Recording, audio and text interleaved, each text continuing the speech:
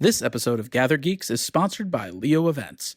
The impact of live events is undeniable, but for now, the destination is digital. While Leo Events can plan and produce virtual events alongside any credible platform provider, the agency developed an exclusive proprietary platform that is proven, customizable, and ready to deploy. Learn more at leoevents.com. Are you a 10, 9, 8, okay, so we're gonna be at Welcome to GatherGeeks, a podcast by BizBash, the place where people passionate about meetings and events come together. Here's your host, BizBash chairman and founder, David Adler. Today, our guest is Vince Thompson, the chair, founder, and CEO of Melt, a sports marketing and event agency located in Atlanta. Vince, who founded the company, has been representing Coca-Cola and many other household brands since the firm started over 20 years ago. Today, though, he's not going to talk just about marketing alone, but about his real passion. He's really into training the next generation of marketers and event organizers in this unique project that's called Melt U. The program has grown from a small in-office summer program to this year, forced to pivot to digital, and it has enabled him to really scale the program. What I have found by talking to Vince today is that while the young people have a great practical real-life experience, the real benefit is to his team and his clients, who are forced by listening to these great students to be on the latest trends and insights due to the talents that are fresh and authentic. And so it is definitely, as they say, a win-win. And Vince wants more entrepreneurs to take this approach and audition their own teams by getting involved in education early on. So let's take a listen. So Vince, you and I have been friends for a long time. You run one of the best sports and events agency in the country, at least out of Atlanta. And you have been one of the leaders in training the next generation. Tell us a little bit about the elevator pitch on the agency, and then the things that you're doing in the summer that I participated in. So I'm here as an advocate for what you're doing because I think other people should hear about it and do the same thing. Thank you, David. Always a pleasure. You've been so kind to me. Basically, Melt is a full-service marketing agency, but we focus on the areas of sports, entertainment, and culinary. We've been fortunate to represent the Coca-Cola Company for 20 years in managing all of their sports and event sponsorships and work with them on about 1,000 events per year. Obviously, the pandemic hit. We had to pivot. But my labor of love has always been Melt University, David, based on my experience working my way through Auburn University in sports publicity. The campus is the ultimate professional lab. Every summer we'd have about 40 great kids, but I always had the desire to share it outside the walls of our agency. And when COVID hit, we said, these kids were calling up saying, "Hey, please help us." We pivoted virtually. We have so far called all of my industry friends like yourself. We've hosted over 50 podcasts with leaders, educating our kids on various career opportunities and enlightening them, inspiring them, connecting them. I've got a new book out called Build Brand You, which is every student should treat themselves now as their own personal brand as they package themselves up to market themselves in a post-COVID brutal nuclear winter job market. And so we're going to sustain this year round. We'll have over 150 podcasts before it's over. The book's out in November. Video lecture series from the masters. We'll probably have to have you in to really, really teach and train one, sort of like master class, a weekly newsletter. And it's very inspiring. Labor of love. We've got over 1,000 kids in it, and the testimonials have been amazing. So go through the pre-COVID world. When did you start this? How did you what did it look like? You had an agency like everybody else, right? But you decided to really invest in next gen training for people. And also it seems like it's the best hiring thing you can ever create. Well, I wish I had told you there was a grand strategy behind it, but I really just did it as a labor of love. I grew up in very rural Alabama, went to Auburn to be a sports writer. My first guest lecturer was the head of sports publicity in my first journalism class.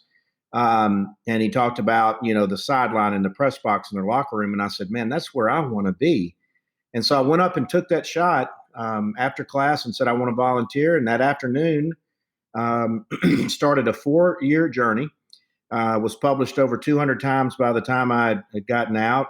Bo Jackson, Charles Barkley, amazing Rowdy Gaines, the Olympic swimmer, were my friends. And I made a commitment then, if I was ever in a position to influence the next generation of kids, I would do that. So over time, I would go back to college campuses and I would talk about career development. And if you can dream it, you can do it. And the campus is the ultimate professional lab.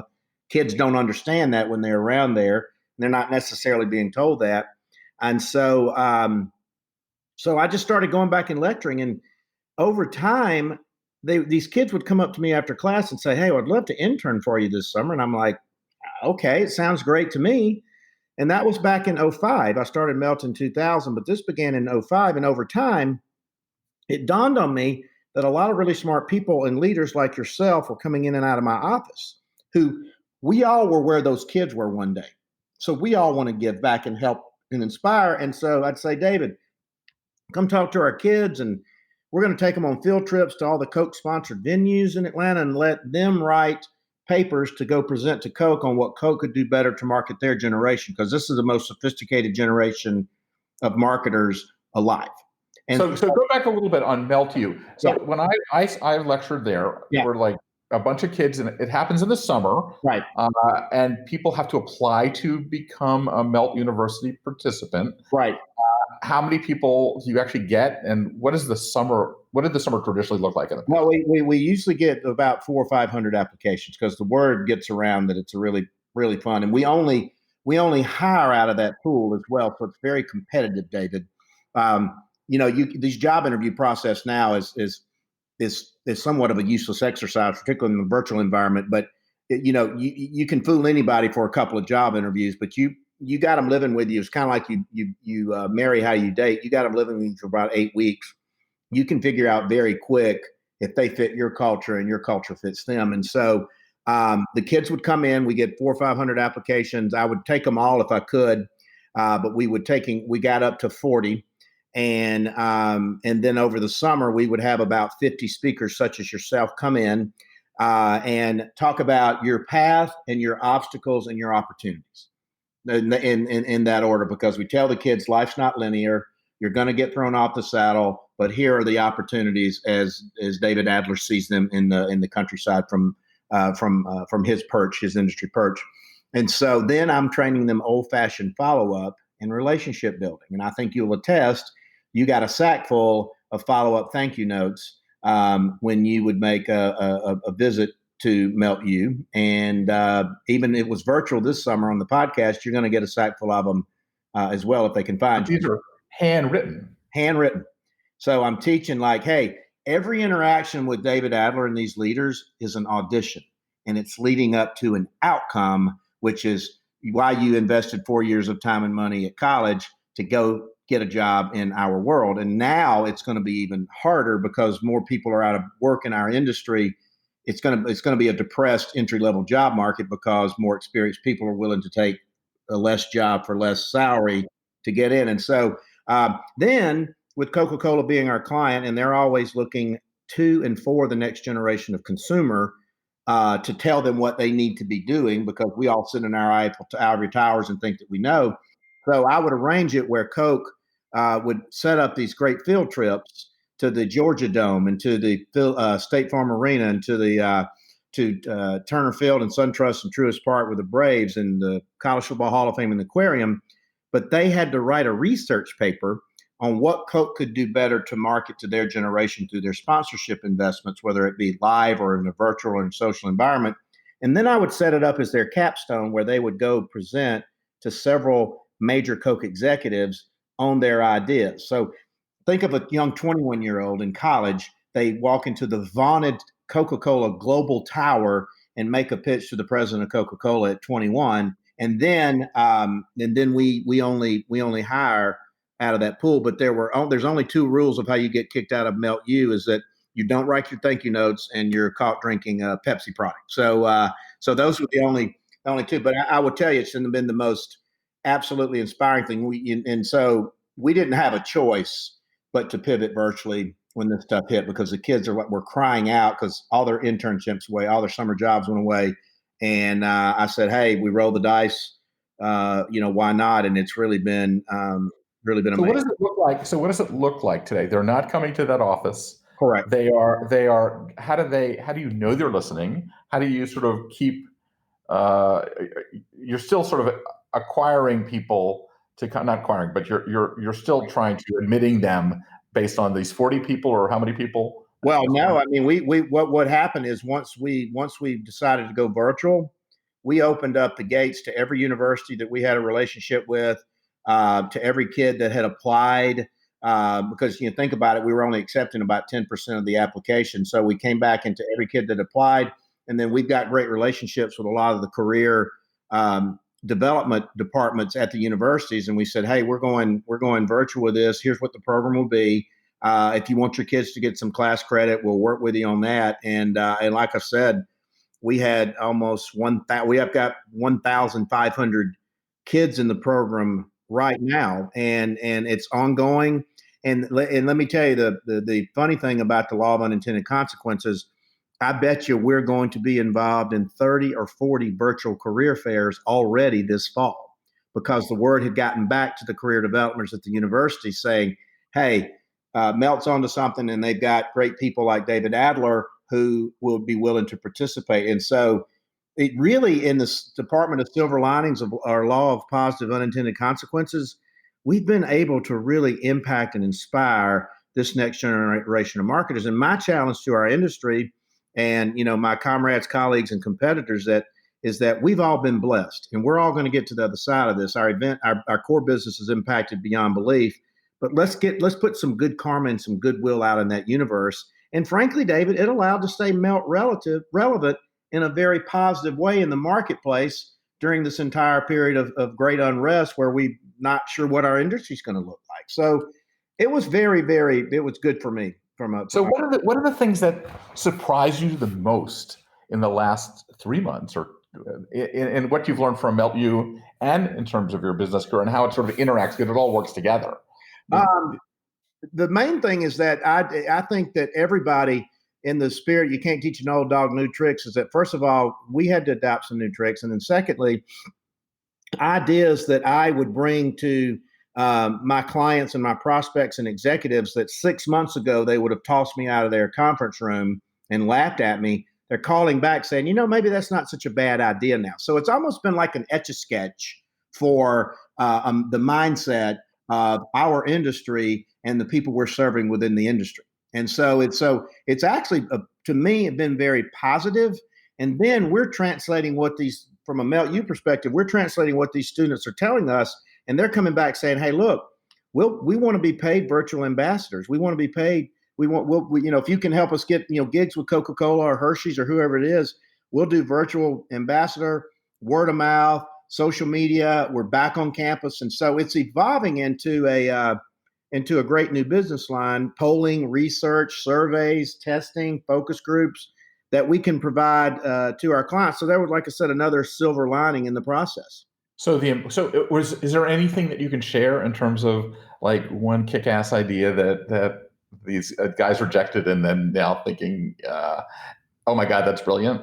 Well, there's 2 or 3 things. One is I had been pitching virtual tailgating to my clients for a long time. I'm like, a lot of people they may come to Auburn, but they're not going into the game.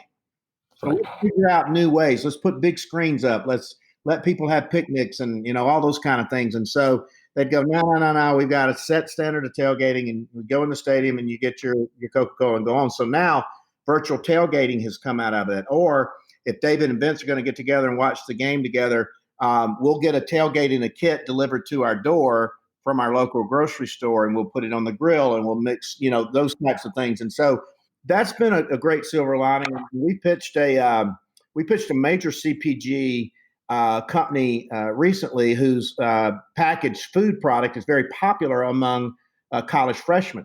And I've been trying to pitch pop-up stores in dorms across the country for years. And now all of a sudden they're like, hey, these kids are quarantined in their dorm. Let's figure out a home away from home.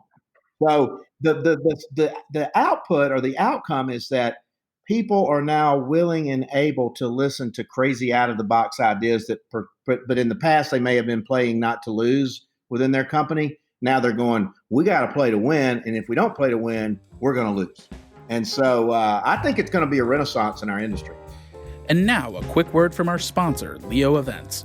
Despite the disruption, the best brands carry on. And for now, the destination is digital. Driven by purpose, platform, and people, let the team at Leo Events deliver impactful, virtual moments for your audience. Visit leoevents.com today to discover Leo's virtual capabilities and read case studies from recent programs. Go a little bit into, how we always complain, oh, those millennials, oh, those Gen Zs, Gen X, whatever it is. Yeah. What have you seen about the qualities of this generation that I consider myself the oldest millennial on the planet. Yeah. You are probably too. Yeah. How do you, what about what they're telling you and their attitude has changed the way you think about the world? Well, David, one thing, and I think our colleagues and our peers would probably attest to this, is that I was beginning to have limited patience with the instant gratification nature of that generation. Everybody gets a trophy and a participation and a pat on the back, and we all know that's not reality. Life is hard. Life is a tumble cycle.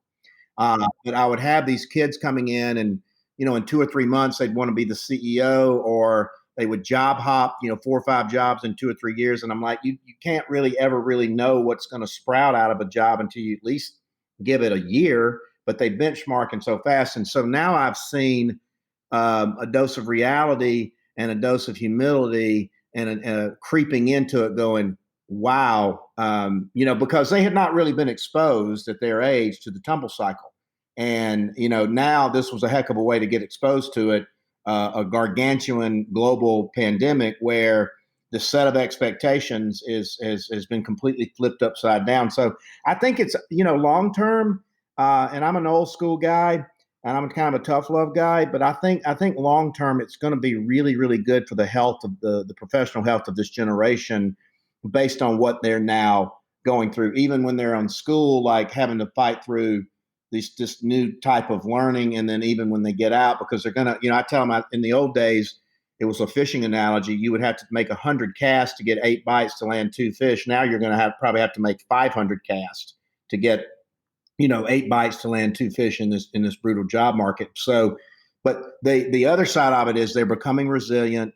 They're becoming more appreciative. I've heard many of them say, "Gosh, that's what my mother was trying to tell me," et cetera, et cetera. And now you're validating what she's telling. So I think there's a collective aha going on within that generation. This generation. How about from our point of view as the sort of the mentors?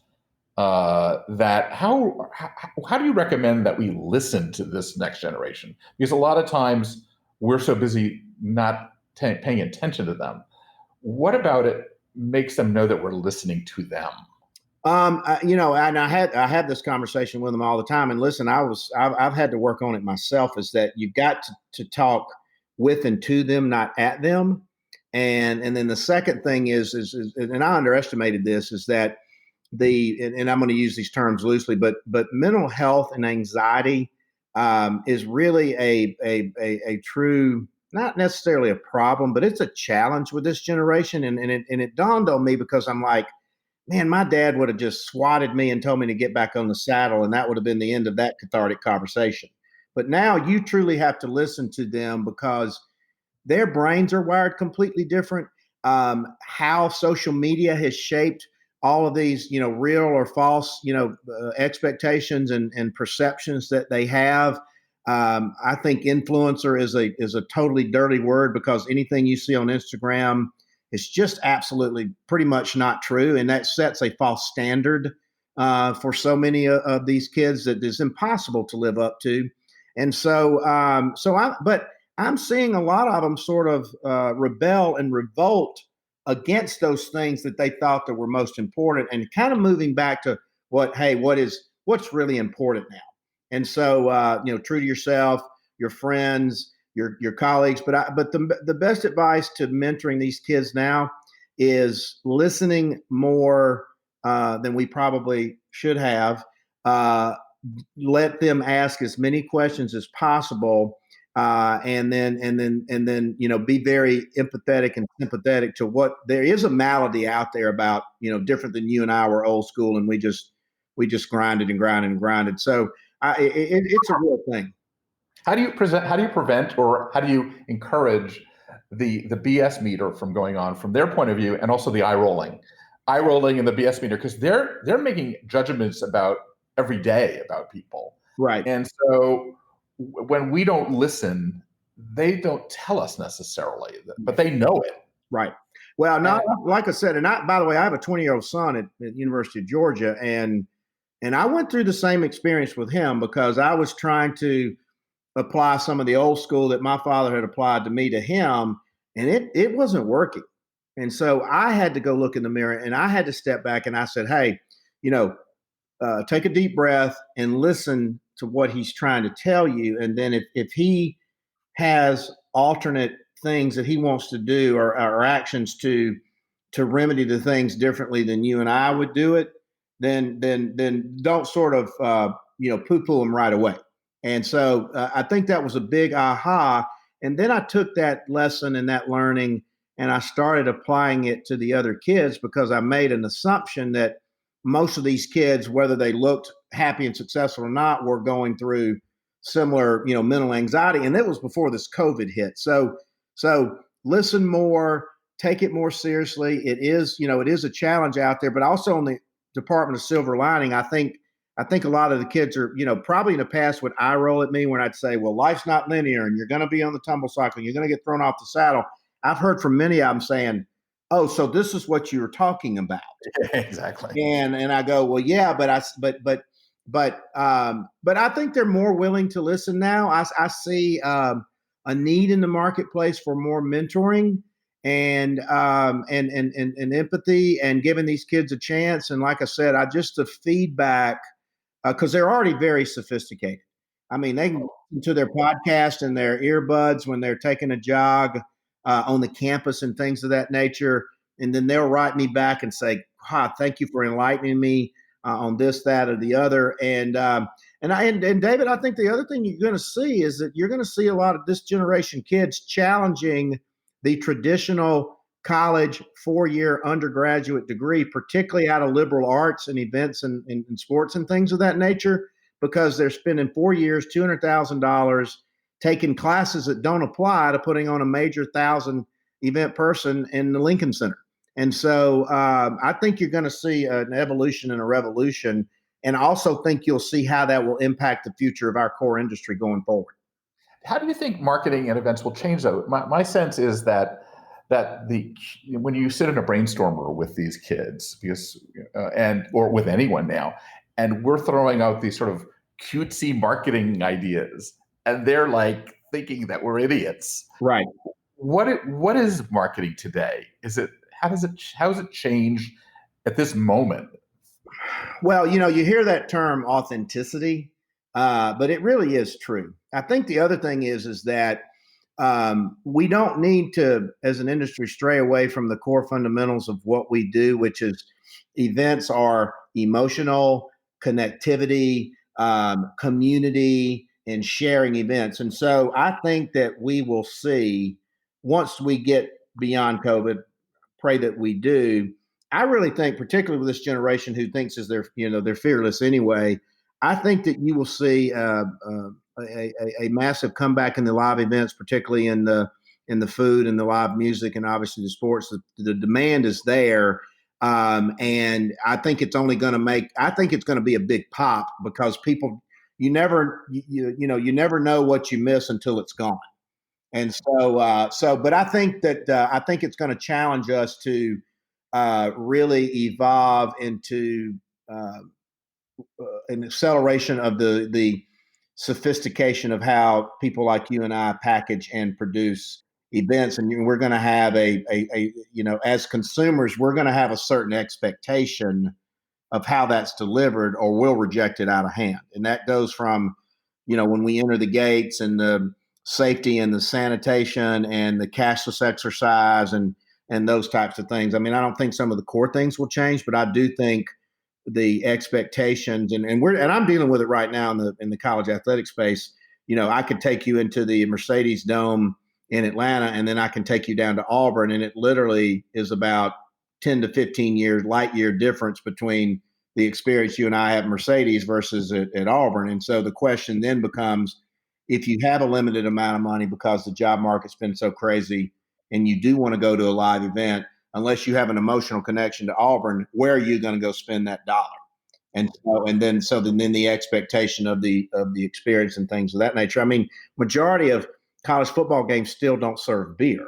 So I want you to stick that in your craw for a moment. So then you and I can go to Mercedes, and there's 500 taps in there of which craft beer to choose from.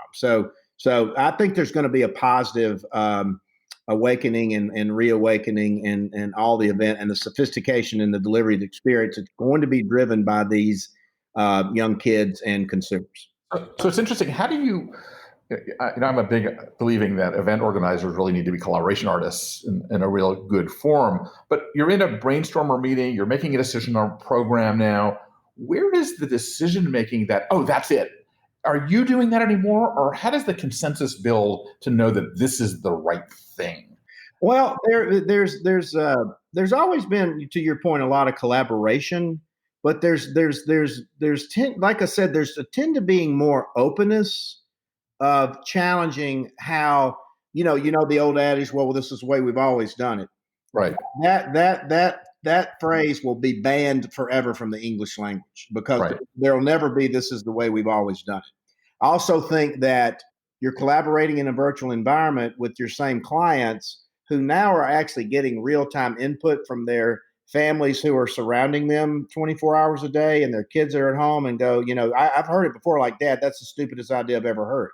Whereas if we were sitting in the room making that pitch, that would be the edict and you would go do it. Wow. Yeah, right. We're sitting there going, that's the stupidest idea I've ever heard. But when his or her son says, Dad, Mom, that's a stupid idea, they go, oh, okay, well, how would you do it? The last question I have is, when you're sitting in your internal meetings to create a pitch, who is the final decision maker for the idea that's going to go to the next step? Well, I mean, we've always run a fairly horizontal organization, and but so then I would think that now it's even more horizontal because we're like, hey, think through what your in-home or your social or your technology viewing and consumption experience is now, as opposed to what it was 6 months ago. And so I think there is a great sort of reawakening to how events are consumed. Now, I don't think some of this long term is sustainable. People aren't going to go to virtual concerts every time because there's nothing like seeing Mick Jagger or Elton John, or I'm dating myself, but whoever is that inspiration. So, and you can't replicate a virtual wine tasting or food festival, or barbecue festival, things of that nature. But I do think it's going to force a reexamination, particularly in the food event space of how that food is prepared and consumed, and dealing with the inspectors and the insurance requirements and all those kind of things. But I think again, and by the way, this is all not a bad thing, because maybe we should have been doing these things all along. And so I think it's going to be a really good thing. And David, you made a comment when we were doing our podcast, is that now more than ever, the event directors or event planners within major corporations and agencies are getting more of a voice in the seat at the table, because we are truly on the front line of the focus group in which they're serving. So whether you're doing a virtual fundraising event for a healthcare organization or a virtual event for the 1,000 doctors and nurses of a healthcare organization, the consumption and the packaging of this is totally different. And to your point, I think it's going to be great for our industry long term from a respect perspective. Not, hey, this is the guy, the person that puts the flowers out on the table. No, that's just a piece of a gigantic mosaic or a jigsaw puzzle. So I think from a respect perspective, it's going to be amazing. Okay, last comment from Vince Thompson. Optimistic about the future people coming into the industry? Yes, no? I'm 1,000% optimistic. I'm an optimist by nature. I think that this has all forced us into really appreciating the finer things. I think it's forcing us to re-examine our entire approach to the industry. I think it's also given us a new and respectful seat at the table, and being so open to this new and next generation of event planners and event directors and managers and producers that I'm seeing coming out of these schools. I think it's going to be a renaissance. Great. And I sincerely think that you are a totally role model to our industry in actually hosting this and creating Melt.U. I think every organization should have this bench that's being created by the type of thing that you're doing. So thank you so much. Well, listen, I think it's our commitment. I think it's our responsibility and obligation. And I just try to live by the credo, to much has been given, much is expected. Great way to end. Thanks so much, Vince. Thanks for listening to today's episode. If you like what you're hearing, be sure to subscribe to the podcast on iTunes or your favorite podcast app. We can be found on iTunes, Stitcher, SoundCloud, Player FM, Google Play, and Pocket Cast. Be sure to leave us a rating and review. It helps others discover the GatherGeeks podcast. We'd also love to hear from you.